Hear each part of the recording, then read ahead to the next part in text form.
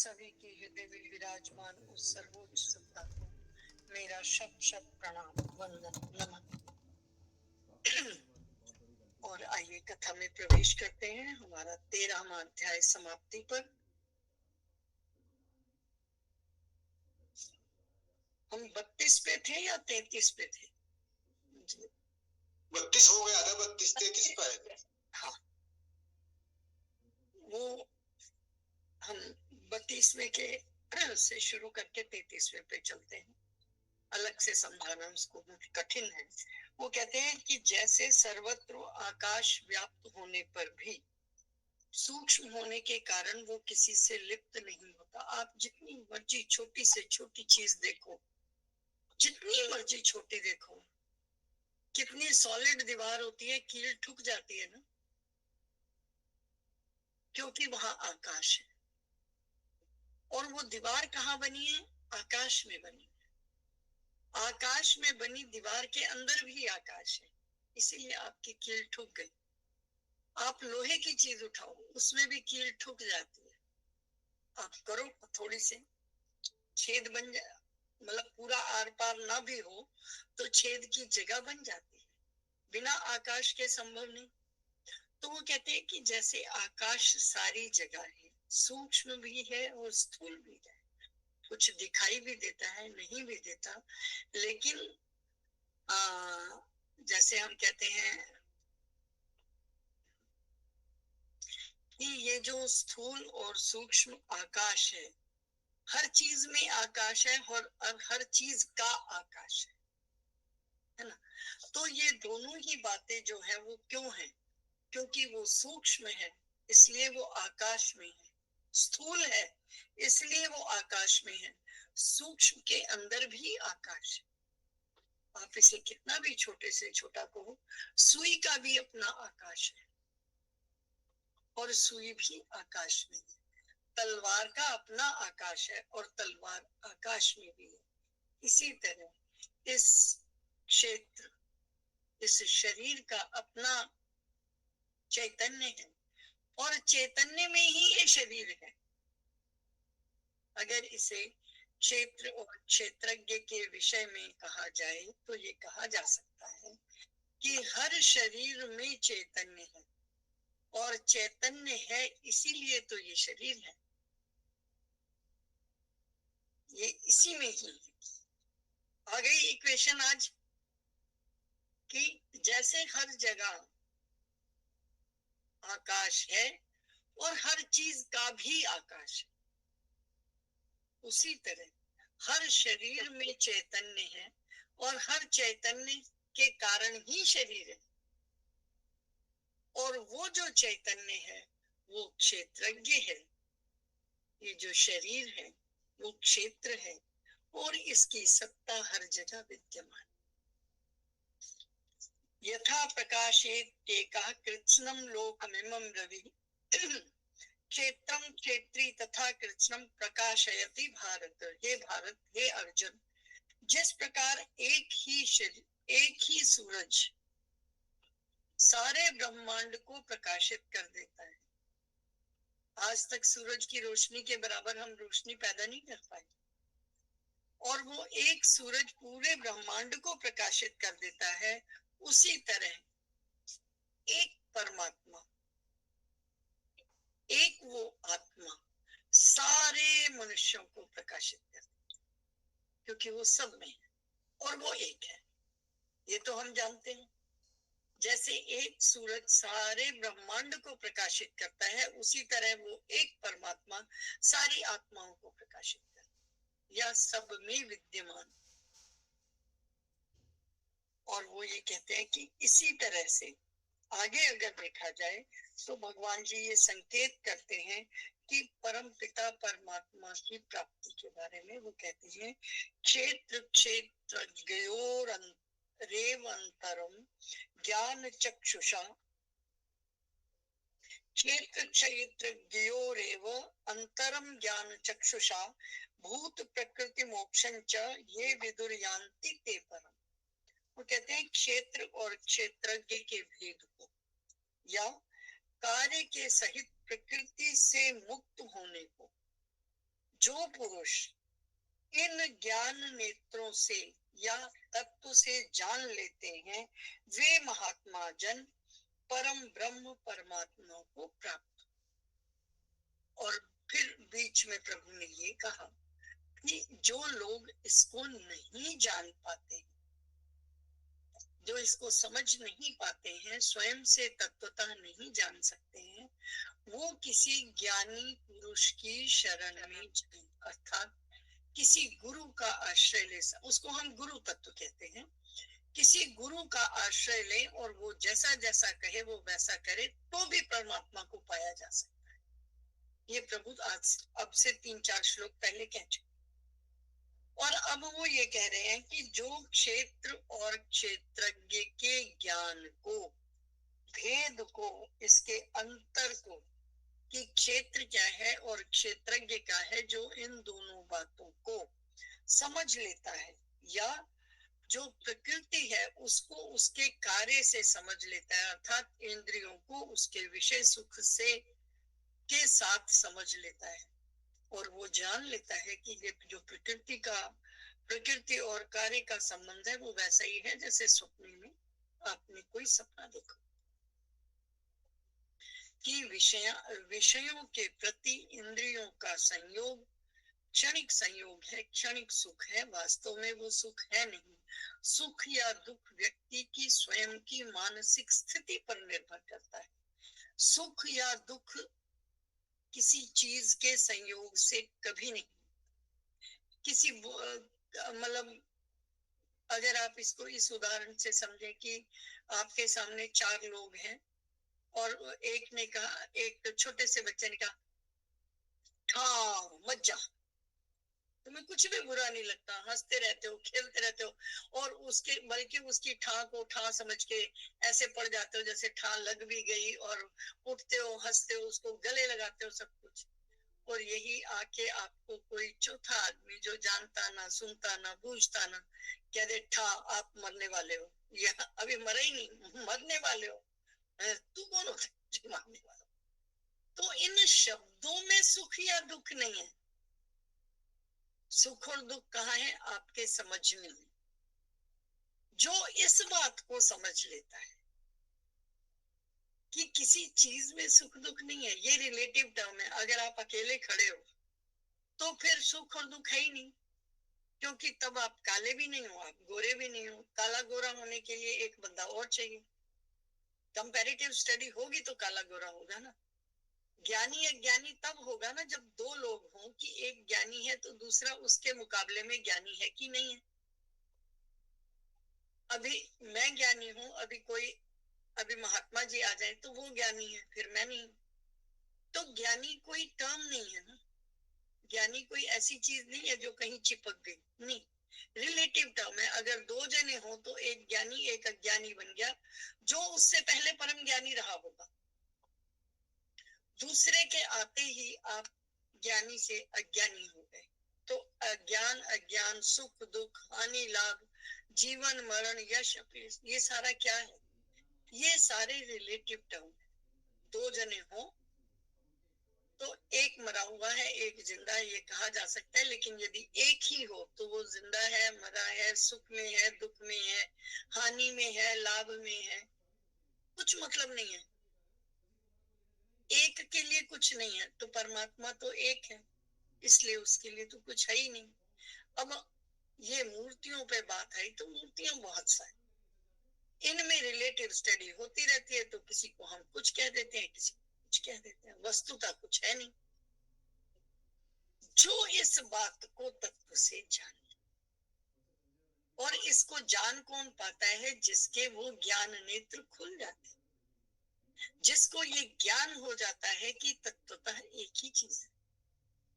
सुनार के लिए सोने के किसी भी आभूषण में आंख खोलने जैसी बात नहीं होती। हमारे सामने 10 रखे हो, हम सुंदर डिजाइन देख के आंख चौड़ी कर लेंगे कि ये क्या बात है, और हम क्या बात भी, क्या हम उसकी तारीफ भी कर देंगे। लेकिन सुनार कभी किसी चीज की तारीफ नहीं करेगा, इसमें सोना कम है, इसमें सोना ज्यादा है, वो सोने तक रहेगा, वो तत्व ज्ञान की बात करेगा। इस बात को जो जान लेता है, एक हो गया सुनना, किसी ने कहा हमने सुना, तो कहते हैं कि सुन लिया ठीक है, लेकिन ये ज्ञान नहीं है। प्रभु कह रहे हैं ये ज्ञान नहीं है। आपने सुन लिया, कुछ जान लिया, जानना कभी ज्ञान नहीं हो सकता। वो ये कहते हैं जो ज्ञान नेत्रों के द्वारा ज्ञान चक्षुषः विदुर्यान्ति, जो ज्ञान नेत्रों से जानते हैं, वो महात्मा जन परम ब्रह्म परमात्मा को प्रकृति मोक्षम प्राया, वो तर जाते हैं, वो मुझे प्राप्त कर सकते।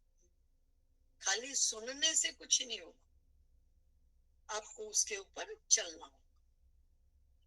चलते चलते चलते चलते, मानते मानते, चाहे भक्ति के द्वारा, अर्थात आपने कोई गुरु धारण किया और आप इस बात को तत्वतः समझ गए,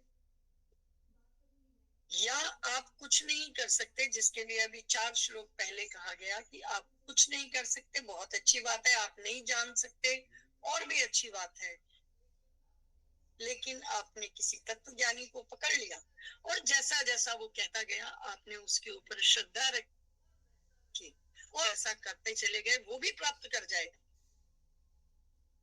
ये नहीं है कि नहीं प्राप्त कर सकता, वो भी कर जाएगा, लेकिन कब? जब वो उसके कहे अनुसार चलता चलता चलता चलता उस ज्ञान को प्राप्त कर। श्रद्धा से भी आप प्राप्त कह दिया ये सूरज निकला हुआ है, निकला है या नहीं निकला, आप सोच लो कि ये सपना होगा, गुरुजी कह रहे हैं तो निकला हुआ है, हाँ जी निकला हुआ, आगे चले। अब आप ये करें, हाँ कर लिया, ये करें, हाँ कर लिया। आप श्रद्धा रखें, विश्वास रखें, जो वो कहें वो करें। ऐसे तत्वज्ञानी को के पीछे पीछे चलने वाला भी प्रभु को प्राप्त कर। और ये बात प्रभु ने स्वयं कही है, ये तो स्टैंप लगी हुई है कि ये है ही। और उसी बात को यहाँ कहा कि जो ज्ञान चक्षुषा विदर्यान्ति ते, जो इन ज्ञान चक्षुओं से इस बात को जान लेते हैं, वो क्या करते हैं? वो जो है परम ब्रह्म परमात्मा को प्राप्त हो जाते। क्लियर?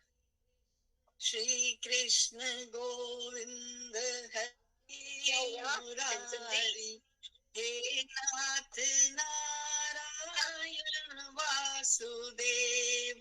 अध्याय का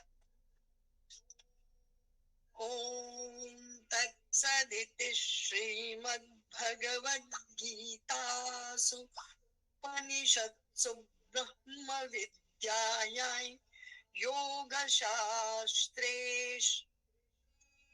कृष्णार्जुन संवादे क्षेत्र क्षेत्रज्ञ विभाग योगो नाम त्रयोदशोऽध्यायः। श्री कृष्णार्पणमस्तु। आइए 14वां अध्याय शुरू करते हैं। ये हमारा अध्याय है जिसका नाम है गुण त्रय विभाग योगो न। अंत के श्लोकों में प्रभु ने बताया कि गुण 3 हैं, उन 3 तरह के गुणों का विस्तृत वर्णन।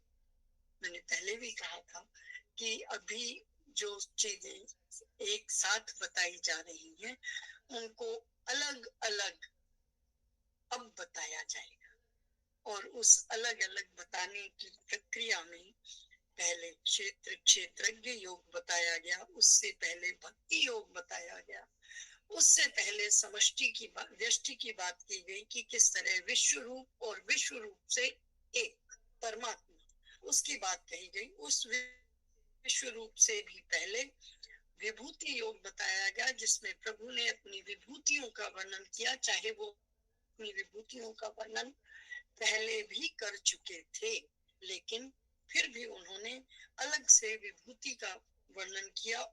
और उससे भी पहले अगर हम 9वें अध्याय में आए तो राज विद्या राजगुह्य योग का कि राज विद्या क्या है, राजगुह्य क्या है, क्या छुपाने लायक है, उसका वर्णन किया। और उससे पहले अक्षर ब्रह्म की बात कही, अक्षर ब्रह्म से भी पहले ज्ञान और विज्ञान की बात कही, जिसको जानने के बाद व्यक्ति के लिए कुछ जानने को नहीं रहता। और इन सब को जानने के लिए आत्म संयम आवश्यक है। छठे अध्याय में प्रभु ने आत्म संयम की बात की। और उससे पहले पांचवें अध्याय में प्रभु ने कर्म संन्यास योग की बात की कि कर्मों को कैसे छोड़ा जाए। कर्म ज्ञान संन्यास योग क्या है, इसकी चर्चा चौथे अध्याय में की। और तीसरे अध्याय तक कर्म योग से पहले तक हम कहते हैं गीता है। फिर आगे गीता का विस्तार। तो होते होते हम 14वें अध्याय पे पहुंच गए, जहां पर हमारी बात चल रही है कि ज्ञान त्रय विभाग योग क्या है। तीन गुणों सत्व रज और तम, ये जो तत्व, ये सांख्य योग ने माने। सांख्य योग से पहले किसी ने भी तीन गुणों का वर्णन इस तरह से किया था। कपिल मुनि ने इस बात को दिखाने के लिए कि एक ही काम करने के बाद भिन्न भिन्न फल कैसे मिल जाए, हमारी व्यावहारिकता को लाने के लिए सत्व रज तम प्रकृति को त्रिगुणिका बताया। और उस त्रिगुणात्मिका प्रकृति के सहारे सांख्य योग में विस्तार हुआ। और ये हमारे भी उस पर खरा उतरा। और इसको हमारे गीता जी में बहुत विस्तार से इसका वर्णन है। हम कभी कभी ये भी कहते हैं कि सांख्य योग का विस्तार गीता जी में। और कपिल महामुनि ने इसे शुरू किया था। तो अब हम बात कर रहे हैं तीन गुणों की, सत्व रज और तम। पूनम जी का प्रश्न भी था कि सत्व रज और तम समझ नहीं आया। मैं इसीलिए उस दिन कह बैठी कि आगे बताया जाएगा। तो आज आप सुने, आपके लिए पूरा अध्याय कि सत्व रज और तम क्या है, इनका विभाग क्या है, और विभाग के साथ योग क्या है। गुणत्रय विभाग योग, ये अलग अलग नहीं है वस्तुतः, ये एक है। ये भी है, इनका जोड़ भी। तो गुण है तो जोड़, प्रकृति में इन तीनों का जोड़ है। ओम श्री परमात्मने नमः। श्रीमद् भगवद गीता अथ चतुर्दशोऽध्यायः। श्री भगवानुवाच परं भूय प्रवक्ष्यामि ज्ञानानैज्ञानमुत्तमम् यज्ज्ञात्वा मुनयः सर्वे परं सिद्धिमितो गताः। प्रभु स्वयं से बता रहे हैं, इसके ऊपर किसी ने प्रश्न नहीं किया है। ये पिछले उसमें आया था, लास्ट के 2-3 श्लोकों में, कि तीन गुण क्या है। उन्हीं का विस्तार करते हुए प्रभु कह रहे हैं कि परम भूया, बहुत ही उत्तम, परम, इससे उत्तम कुछ नहीं, प्रवक्ष्यामि, कहता हूँ, ज्ञानानां ज्ञानम उत्तमम, जो ज्ञानी, जो प्रत्येक ज्ञान से भी उत्तम ज्ञान है। क्या है? जिस यज्ञ ज्ञात्वा, जिसको जानकर मुनयः सर्वे, सारे मुनिजन संसार से मुक्त होकर पराम सिद्धिम तो गता, सारी परम सिद्धि को प्राप्त कर गए। मैं तुम्हारे लिए ऐसे ज्ञान को कहता। अब प्रभु एक बताते हैं कि अब मुनयः, यज्ञ ज्ञात्वा मुनयः, यानी बहुत सारे मुनियों, ये बात पहले भी आ गई है दूसरे अध्याय में भी, कि इस दूसरे ने तीसरे में, कि इस ज्ञान को कैसे कैसे आगे बढ़ाया गया, कोई नई बात नहीं है। उसी ज्ञान को प्रभु ने अर्जुन के लिए युद्ध के क्षेत्र में उसे एक विषाद से निकालने के लिए, उसको उसके कर्तव्य पथ पर चलाने के लिए, कर्तव्य पथ की ओर मोड़ने के लिए प्रभु उसको एक एक ज्ञान, एक एक बात बता रहे हैं। और देखो, हमें ये करते हुए कितना समय हो गया है, जबकि हमने बहुत डिटेल में तो किया ही नहीं। और आप देखो कि प्रभु ने ये ज्ञान 45 मिनट के अंदर दिया था। 45 मिनट की गीता है टोटल। बस 45 मिनट में दोनों ने एक दूसरे को जो बताना था बता दिया। और 45 मिनट के अंदर प्रभु ने क्या छू मंतर किया कि अर्जुन क्या से क्या हो गया, बद्ध से बुद्ध हो गया। कहा वो मैं, मेरा, तय, तेरा में बद्ध था और वो बुद्ध हो गया। कहता है प्रभु जो आप कहोगे मैं वही करूंगा, अब मुझे सब समझ में आ गया। 45 मिनट। तो जो ज्ञान तत्व है, जो गुरु तत्व है, ये बहुत जल्दी बता देता है और हम जैसे तो लगे ही रहते हैं।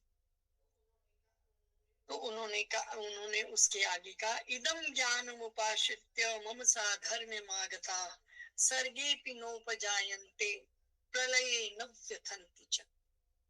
कि इस ज्ञान का आश्रय लेकर, इस ज्ञान के सहारे, अर्थात इस ज्ञान को धारण करके मेरे स्वरूप को मम साधर्म्यमागता, मेरे रूप को प्राप्त हुए हुए, मेरे जैसे धर्म को प्राप्त हुए हुए, मेरे जैसे बने हुए वो कौन? सर्गेऽपि नोपजायन्ते, ऐसे जो पुरुष हैं वो सृष्टि के आदि में फिर से नहीं आते।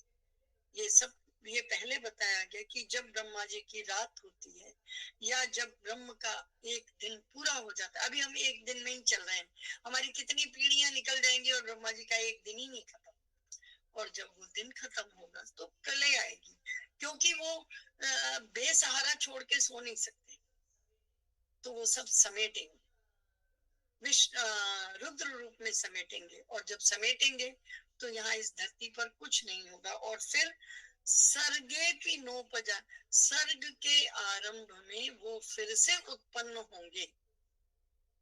तो जो वो उत्पन्न होंगे, ऐसे पुरुषों का जन्म नहीं होगा, ऐसे लोग प्रभु के पास रहेंगे। इस बात मोक्ष के द्वारा जानते हैं कि ऐसे लोगों का मोक्ष हो जाएगा, उन्हें फिर से आना नहीं पड़ेगा। सर्गेऽपि नोपजायन्ते, सृष्टि के आदि में फिर से नहीं आएंगे। प्रलये न व्यथन्ति च, और जो आएगा नहीं उसको जाने की नहीं होगी, वो फिर व्यथित नहीं, प्रलय काल में भी व्यथित नहीं होगा। अर्थात अपनी मृत्यु तो एक बात हुई, प्रलय काल भी कुछ नहीं बिगाड़ सकता, क्योंकि वो आएगा ही नहीं। जिसकी जो है ही नहीं, ना उसको चोट लगेगी और ना होगी, तो वो उस जन्म मरण के चक्कर से छूट जाएगा। और छूटेगा कब? जब उसको ये ज्ञान हो जाए। इस किस ज्ञान को? प्रभु जो बताने वाले हैं, प्रभु अपने ज्ञान के बारे में बता रही हैं कि जिसको जानकर फिर वो पर सिद्धि को प्राप्त हो जाते हैं, जिस ज्ञान को जानकर फिर उनको प्रलय काल भी व्यतीत नहीं कर सकता, जिस ज्ञान को जानकर वो फिर से सर्ग के आरंभ में, सृष्टि के उत्पत्ति काल में उनको फिर से जन्म नहीं लेना पड़ता, ऐसे ज्ञान को मैं तेरे लिए कहता हूँ। और इसी ज्ञान का सहारा लेकर ही तुम इन सब चक्करों से मुक्त हो सकते हो, क्योंकि ये जितने जंजाल हैं ये सारे इस शरीर तक है। अगर ये शरीर नहीं पाए तो चेतन तो तभी भी रहेगा, चेतनता तो कहीं नहीं जा रहा, लेकिन अगर इस घटाकाश में नहीं है तो वो पानी, बहता पानी निर्मला हो तो समुद्र का पानी, नदी का पानी है, बहता ही रहेगा, ना उसकी मृत्यु है और ना ही कहीं वो जन्म लेगा, वो चल रहा है, बस है। फिर वो है के साथ है, यानी परमात्मा के साथ। और इस ज्ञान को प्राप्त करके परमात्मा का साथ कहते हैं, मम योनिर्महद् ब्रह्म तस्मिन् गर्भं दधाम्यहम् संभवः सर्वभूतानां ततो भवति भारत। कहते हैं हे अर्जुन, मेरी जो महत ब्रह्म रूप मूल प्रकृति है वो संपूर्ण भूतों की योनि, जो प्रकृति है वहीं से सारा ब्रह्मांड आरंभ होता है। इसलिए अगर हम योनि कहें तो भी गलत नहीं है, क्योंकि वो वस्तुतः वहीं से ही सारे उत्पन्न हैं। पुरुष तो नित्य बुद्ध शुद्ध चैतन्य आनंद जितने भी उसको उन सब विशेषणों के साथ स्थिर है, एक जगह है, उसको कोई लेना देना नहीं। वो एक जगह अपने प्रकाश में निमग्न है, उसके पास अंधेरा नहीं है। मतलब वो जितने ना है वो सारे उसी के पास, जितने अच्छे वाले हाँ हैं वो सारे उसी के पास हैं। और जो प्रकृति है वो चंचला है, चंचला है तो उसमें विकार होते हैं, तो वो आगे विकृत रूप पैदा करती जाती है। यानी उस विकृत नया मैटर कभी खत्म नहीं हो सकता, वो किसी ना किसी रूप में रहेगा। तो जो प्रकृति है, जब पुरुष का संयोग तो सृष्टि का जन्म, और इस सृष्टि के जन्म में ये कहा, मतलब कह सकते हैं कि आरंभ कहाँ से है? प्रकृति से। तो कहा मम योनिर्महद् ब्रह्म तस्मिन् गर्भं दधा संभवः सर्वभूतानां ततो भवति भारत। क्योंकि वहीं से सारे चेतन जगत का आरंभ, वहीं से सारा चेतन जगत शुरू होता है। अब इसको तुम वेदांत की माया, इसको तुम सांख्य योग की प्रकृति कहो, कुछ भी कहो। और यहाँ पर प्रभु ने सांख्य के बारे में कहा है तो सांख्य की बात ही कर रहे हैं। तो वो ये कह रहे हैं प्रकृति ही सब चीजों की जड़ है, जहां से सब कुछ शुरू हुआ वो क्या है? प्रकृति। प्रकृति ने पुरुष का संयोग किया और इस पूरे संसार को जन्म दिया। प्रभु ने, अगर वेदांत की बात की जाए तो प्रभु ने माया का संयोग किया और माया से इस संसार को रचा। अगर आपको ध्यान हो, भागवत जी में आता है कि जिस समय प्रभु ने महारास किया था, उस समय उन्होंने सबसे पहले योग माया का किया, और योग माया के प्रभाव से स्वयं को अनेक रूपों वाला कर प्रत्येक गोपी के साथ उसके कृष्ण को दिखाया। बिना माया के ये संभव नहीं। इसी तरह प्रकृति के बिना भी ये सृष्टि का होना संभव नहीं।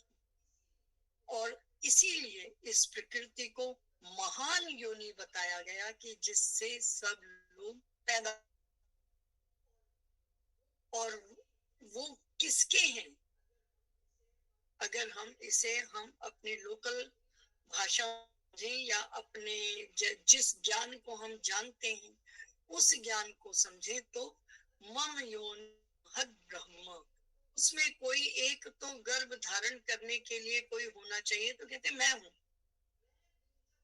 मैं बीज पिता हूं। आगे बताएंगे कि मैं ही बीज बोने वाला पिता हूं, या मैं ही क्षेत्रज्ञ हूं जो बीज, और जो क्षेत्र में बीज डाले वही क्षेत्रज्ञ है। तो प्रभु इस तरह से क्षेत्रज्ञ हुए। अब आपको धीरे धीरे एक एक चीज दोबारा से समझ आएगी। तो वो कहते हैं तस्मिन् गर्भं दधामि अहम, वहां पर मैं गर्भ देता हूँ। और वहां से ये सारी ही जो प्रकृति है, जो चेतन समुदाय है, वो जन्म लेता है। और इस जन्म में सारे ही आ जाएंगे, फिर वो सारे 25 तत्व हैं। और फिर वो ये कहते हैं सर्व योनिषु कौन्तेय मूर्तयः संभवन्ति या तासाम ब्रह्म महर् अहम बीज प्रदः पिता, जो अभी मैंने आपको बताया। ये है 14वां अध्याय। अब 14वें अध्याय में आकर इसका विस्तार है कि अहे अर्जुन, नाना प्रकार की योनियों में जितनी भी मूर्तियां अर्थात ये शरीरधारी जिसमें आप गिनते हो पशु पक्षी चेतन अचेतन जितना भी कुछ है सबकी बात की गई है और सबकी उत्पत्ति प्रकृति के से बताई है, प्रकृति और पुरुष के संयोग से बताई है। जब हमने 25 को बताया था, जो मैंने आपको लिख के दिए थे अगर याद हो, तब मैंने कहा था एक प्रकृति है एक पुरुष है और इनसे मिलकर आगे सारा विस्तार है। तो वो ये अब उसको बहुत क्लियरली कह रहे हैं, सर्व योनिषु कौन्तेय, सब योनियों में जितनी भी मूर्तियां हैं, जो भी तुम्हें चराचर दिखाई दे रहा है, शरीरधारी प्राणी दिखाई दे रहे हैं, उन सब का गर्भ धारण करने वाली माता कौन है? प्रकृति। और बीज को स्थापन करने वाला पिता कौन है? पुरुष। पुरुष और प्रकृति के संयोग से इस सृष्टि का निर्माण हुआ है और उसमें उस निर्माण में ये सारी प्रकृति के विकार हैं, पुरुष स्थिर है। वो उसने खाली बीज बोया है। कहाँ? क्षेत्र में। क्षेत्र प्रकृति और उस क्षेत्र का विस्तार हम सारी मूर्तियां, हम सब उसकी फसल है। तो हम ये कह सकते हैं, तो हम सबका जानने वाला कौन हुआ? पुरुष, जिसने बीज बोया। जब खेत को जानता था कि कहाँ किस तरह की खेती हो सकती है, जो उस क्षेत्र को जानता था वो क्या कहलाया? क्षेत्रज्ञ, क्षेत्र को जानने वाला। और ये उसी का ये विस्तार है जो हमें आज दिखाई दे रहा है। अब इसके आगे वो ये कहते हैं, सत्वम रजस तम, ये 3 गुण है प्रकृति के। इति गुणा प्रकृति संभवा निबध्नन्ति महाबाहो देहे देहि नमव्ययम्, कि हे अर्जुन, सत्व गुण, रजोगुण और तमोगुण, ये 3 तरह की प्रकृति है। इन 3 तरह की प्रकृति से उत्पन्न गुण जो है वो अविनाशी जीवात्मा को शरीर के अंदर बांध ले। जीव या परमात्मा तत्व, जीव आत्मा जो है वो तो परमात्मा तत्व है और उसको इस शरीर के अंदर, जैसे हमने एक घट के आकाश को एक घड़े का आकाश बना दिया, वस्तुतः तो बहुत विस्तृत था, उसी तरह वो चेतन इस शरीर के अंदर बांधा गया और वो इस शरीर का चेतन कहलाया। और यहीं से आरंभ होता है अध्यारोपित होना। माया के उसमें जब हमें रस्सी भी छू जाए तो जो सांप का आभास है वो यहीं से शुरू होता है। जब हम उस चैतन्य को इस शरीर का चैतन्य मान लेते हैं, वस्तुतः वो स्वयं वो चैतन्य वही है, लेकिन जब वो इस शरीर में आकर इस शरीर का आत्मा बन गया, इस जीव का आत्मा बन गया, जिसको हम जीवात्मा भी कहते हैं, वो इस मूर्ति के अंदर जब आ गया तो वो इस मूर्ति का चैतन्य हो गया। जैसे घड़े के आकाश को हम घटाकाश कहते हैं, जैसे कमरे के आकाश को हम कमरे का आकाश कहते हैं। वस्तुतः बिना उस चैतन्य के कुछ है नहीं। चैतन्य है तभी ये मूर्ति संभव है, अगर चैतन्य ना हो तो ये मूर्ति संभव ही नहीं है। अभी इसमें से चैतन्य निकल जाए तो ये मूर्ति रही ही नहीं, ये शव हो गया। फिर हम कहते हैं कदों कड्डोगे, किन्ने बजे का टाइम है, हाँ रात रहन दा की मतलब, नहीं नहीं नहीं नहीं, निपटाओ, जल्दी से जल्दी निपटाओ भाई। कितना प्यार करते हैं, जब तक ये है लाखों लाखों रुपए खर्च करते हैं हम कि भाई ठीक हो जाए, और चैतन्य निकलते ही वो उस लाखों रुपए के शरीर की वैल्यू इतनी भी नहीं रह जाती कि हम उसे उस ढंग से छूटें जिस ढंग से 10 मिनट पहले छोड़े। फिर डॉक्टर कहता है पैक कर दूं, और जरा जीते जी कह के देखे कोई डॉक्टर, पैक कर दूं तो कहोगे तेरा दिमाग खराब है। हमारे पापा जी कैसे कहते हैं, हमारी माँ के लिए ऐसा कहता है, मेरे बच्चे के लिए ऐसा कहता है, खा जाएंगे। लेकिन तन्ने निकलते ही हम खुद ही कह देते हैं नहीं डॉक्टर पैक करके देंगे। फिर वो मटेरियल हो गया, पैक हो सकता है डॉक्टरों की भाषा में, क्योंकि वो बांध बांध के देते हैं, उसको पैकिंग कहते हैं ना, है ना। ये हमारी वैल्यू है और उसी को जानना ही प्रकृति और पुरुष का विस्तार है। अब आप आगे देखें, कहते हैं कि सत्वम रज तम इति, सत्व रज और तम ये तीनों ही गुण उस अविनाशी जीवात्मा को इस शरीर में बांध ले। अगर ये तीन गुण की प्रकृति पुरुष को ये वस्तुतः नहीं बांध सकते, वो शुद्ध बुद्ध नहीं चैतन्य है, लेकिन जैसे हम आकाश को कहते हैं कि अब ये इस गिलास का आकाश है, हम इसमें बांध लेते हैं तो सारे गुण आरोपित कर देते हैं और इसमें पानी डाल देते हैं, हम कहते हैं इसका आकाश कम हो गया, अब ये आधा खाली, आधे में पानी आ गया। पानी किसने डाला, हमने डाला। तो उसी तरह तीनों गुण जो हैं वो आत्मा को, जो बुद्ध नित्य चैतन्य है, उसको इस शरीर में बांधते हैं, अर्थात आरोपित करते हैं। तब हम हर चीज को उसके साथ आरोपित करके बोलते हैं। और फिर क्या होता है, तत्र सत्वम निर्मलत्वात् प्रकाश कमनामयम सुख संगेन बदनाति ज्ञान संगेन चाणक। कहते हैं कि हे निष्पाप, उन तीन गुणों में सत्व गुण क्योंकि निर्मल होता है, अब तीन गुणों को अलग अलग बताया जा रहा है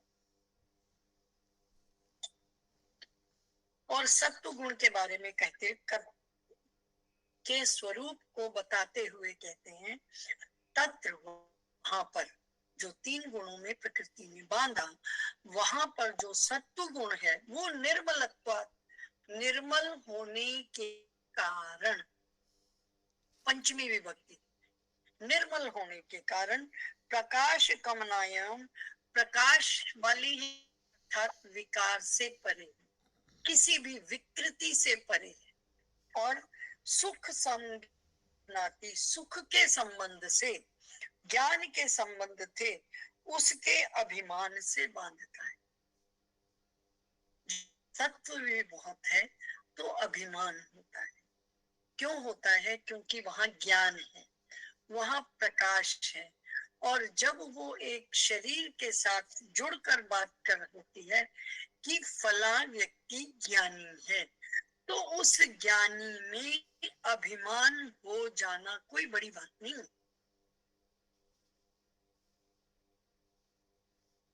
प्रभुता पाए काहि मद नहीं, प्रभुता कैसी भी हो उसको पाकर मद ना आए बड़ा मुश्किल है, क्योंकि वो जीव बंध गया, वो आत्मा बंध गई, एक शरीर के गुण हो गए। अब उसमें जब शरीर के गुण हो गए तो वो वैसी ही बात कर रहा है। तो उन्होंने कहा तो सुख के संबंध से और ज्ञान के संबंध थे उसके अभिमान को बांध लेता है, और जो सत्व गुण बिल्कुल निर्मल था, जिसमें कोई दोष नहीं था, जो प्रकाशक था, जो अनामय था, उसमें अंतःकरण और इंद्रियों के प्रकाश की वृद्धि होती गई, दुख विक्षेप दुर्गुण दुराचार का नाश होके शांति भी आती चली गई। तो अगर आपने विवेकानंद जी की जीवनी पढ़ी हो तो आप जानते होंगे कि एक समय आया था विवेकानंद जी में सत्व बहुत बढ़ गया, इतना बढ़ गया था कि वो 3 दिन 4 दिन 5 दिन अपने ध्यान में चले जाते थे और फिर उनके खाने पीने की व्यवस्था बाकी लोग थे, उनको अपने शरीर की सुध ही नहीं रहती थी। उस समय उनके गुरु ने कहा कि मैंने तुम्हें तैयार किया था मानवता के लिए और तुम कहाँ चल पड़े, लक्ष्य से भटक गए। उस समय फिर उनका कहते हैं कि जो इनके गुरु थे परमहंस जी, उन्होंने उस सत्य को खींच लिया था और उसके बाद विवेकानंद जी ने कभी ध्यान नहीं कर पाए, उस सत्य को खत्म किया था, कर्षण किया था सत्य का।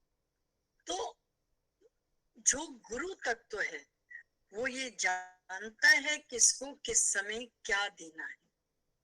आज भगवान कृष्ण किस काम में लगा रहे हैं अर्जुन को? युद्ध के लिए। युद्ध क्या है? हिंसा। हिंसा क्या है? व्यक्तियों का मरना। व्यक्ति कौन है? जहां से गीता शुरू हुई थी, और उसी तरफ प्रभु उसे लेकर जा रहे। तो वस्तुतः जो हमारा स्वधर्म है उसकी ओर जाना ही है।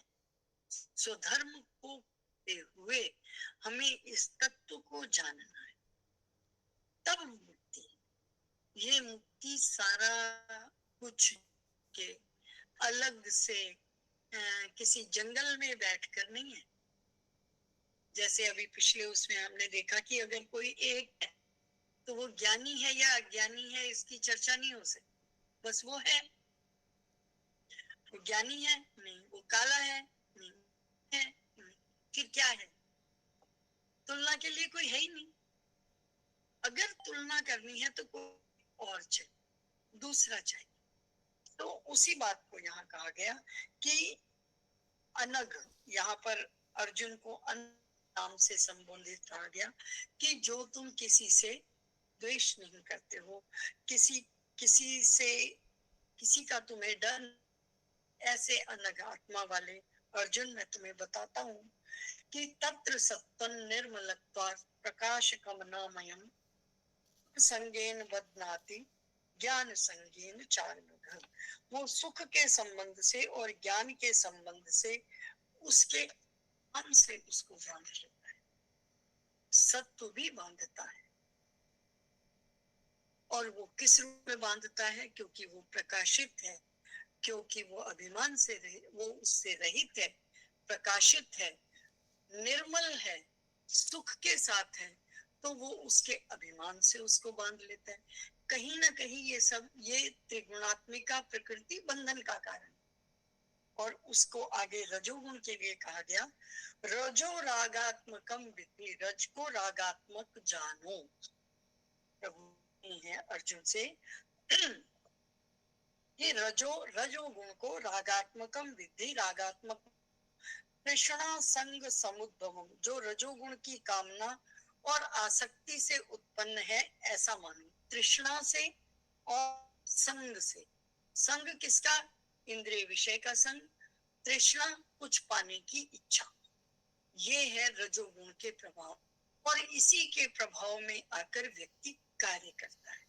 इसलिए रजोगुण ना हो ये तो हम मांग ही नहीं सकते। रजोगुण बहुत जरूरी है, क्योंकि इसी के आधार पर हम सभी कार्य करते हैं। कुछ पाने की इच्छा ना हो, काम करने की जरूरत ही नहीं है। अगर खाने की इच्छा नहीं है तो खाना कमाने की भी इच्छा नहीं है, फिर तो कुछ करने की भी नहीं है। कुछ करने की इच्छा रजोगुण में है, तो कहते हैं रजो रागात्मकम विद्धि, रज को रागात्मक मानो।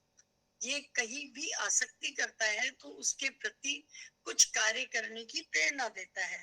तन निबध्नाति कौन्तेय कर्म संगेन, जो जीवात्मा को कर्म के और उसके फल के संबंध से बांधता है। गुण है तो कर्म होता है, कर्म होता है तो उसका फल होता है। फल जो है वो बांधता है। इस फल को छोड़ दो तो फिर बंधन नहीं है। अब एक एक चीज को लेके हर चीज दोबारा से एक्सप्लेन हो रही है, फिर से उसी बात को कह रहे हैं। रजो रागात्मकम विद्धि, रजोगुण को रागात्मक मानो। रागात्मक यानी उसके प्रति आसक्ति मानो। वो कैसे काम करता है? तृष्णा संग समुद्भवम, वो तृष्णा से उत्पन्न होता है। तृष्णा के संग से उत्पन्न हुआ तो तन्मे बधनाति कौन्तेय कर्म संगेन देहिनाम, वो शरीर इस देही को कर्म के संग से बांधता है। कर्म का संग क्या है? कर्म का फल। कर्म फल, कर्म और उसके फल से फिर यहाँ रजोगुण का बंधन हो गया। अभी हमने सतोगुण का बंधन देखा, फिर हमने रजोगुण का बंधन देखा, और फिर प्रभु ये कह रहे हैं तमोगुण का बंधन। तो कहते हैं तमस्तु ज्ञानजम विद्। अब ये देखो, नित्य शुद्ध बुद्ध प्रकाश से हम चले गए तीन उस पर, और ये तीनों कैसे कैसे बांधते हैं हम वो देख रहे हैं। प्रभु बता रहे हैं। क्यों बता रहे हैं? क्योंकि जब हम ये जान जाएं कि ये बंधन का कारण है, तभी तो उससे छूट सकते हो।